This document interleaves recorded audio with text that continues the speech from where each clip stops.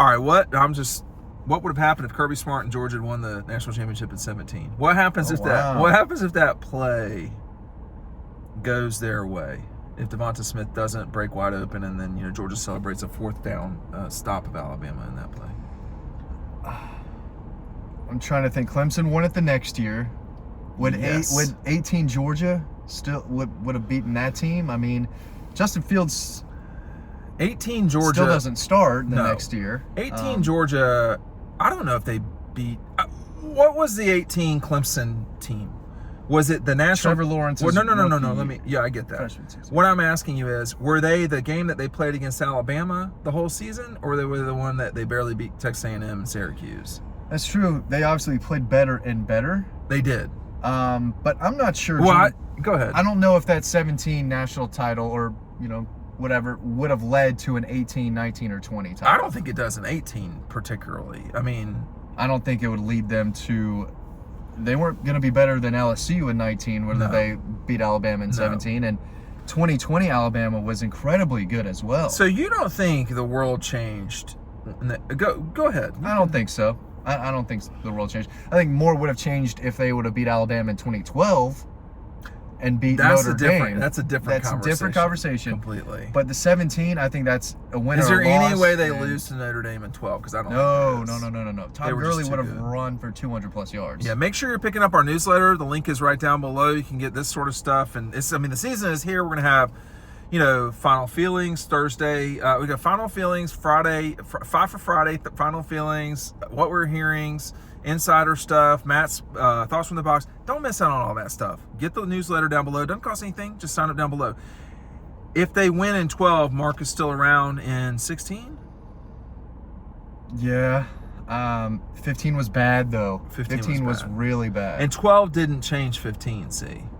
So I'm not so certain that is true. Okay. I don't know. I mean, it wasn't just 15. It was the end of 14 as well. I mean, to Georgia Tech, you can't the way they lost to Georgia Tech was sort of inexplicable, and I don't know, but because Greg McGarity has never said to me, "Oh, I was going to fire Mark if they."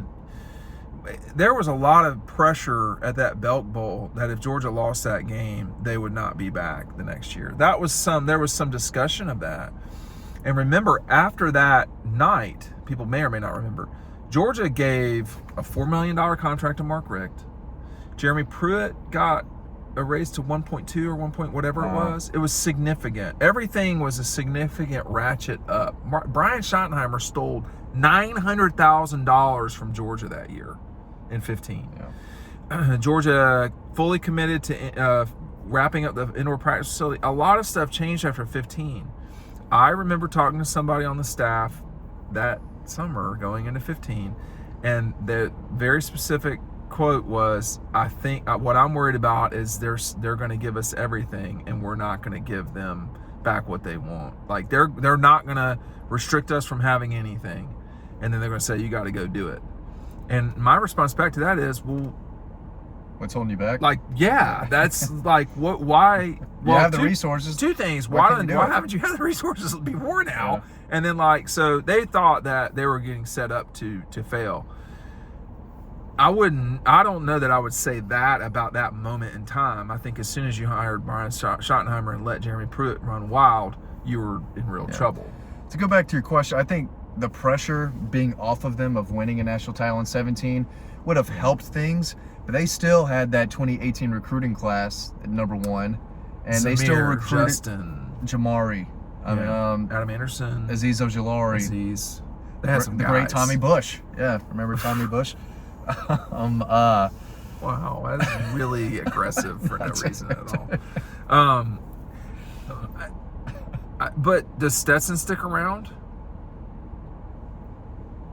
We can make some calls and find out. My suspicion is that we just don't know what.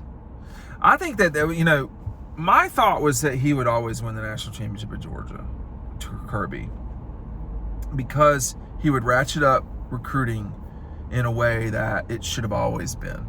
And by the way, no pressure, Mike White, but I feel like, Georgia should play in a Final Four in the next half decade because there's just so many players in the state. There's so many players around the state. It's a national brand in basically every other sport except men's basketball. And I think that the notion that you can't win at Georgia is completely lacks vision in every single way. But in terms of what Kirby and Mike White's done a very good job of recruiting, by the way, but in terms of what Kirby was doing, you could see it coming, you could see it building in 16, and then in 17 to play for the national championship in your second season.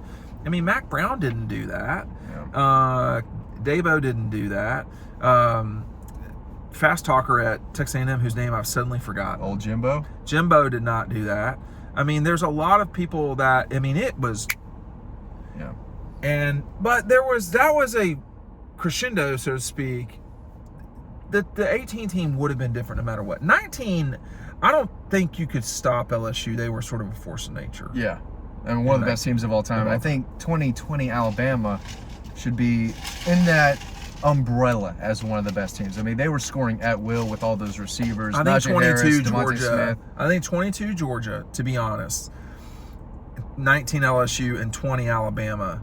Those were exceptional teams. Yeah. 18 Clemson is in that universe too. Yeah. But the Syracuse stuff was rough. Yeah. Yeah, you can't. I mean, in the Texas A&M, they won that by a point.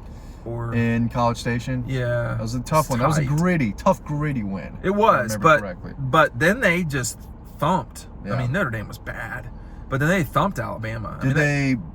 They barely beat Ohio State. Was that the year? That was the next year, year, where they really should not have beaten Ohio State in 19. Yeah, the Justin Fields interception at the end. They got throttled by LSU. Yeah.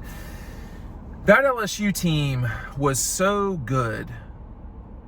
But none of these teams we're talking about won the national championship by 47 points. Yeah. Or what? 40? Is it 47? Excuse me, 50? Was 65 to 7? 65 to 7. Yeah. So I mean, 50 plus points is the largest. I don't think we'll see that again in a championship. So. No, there's no way. I mean, I'm like Carson Beck and them were still scoring touchdowns with ease. Branson Robinson running through their defense like it was practice. Hot knife through butter. Like, yeah. It was just nothing. But I think the pressure would have been off.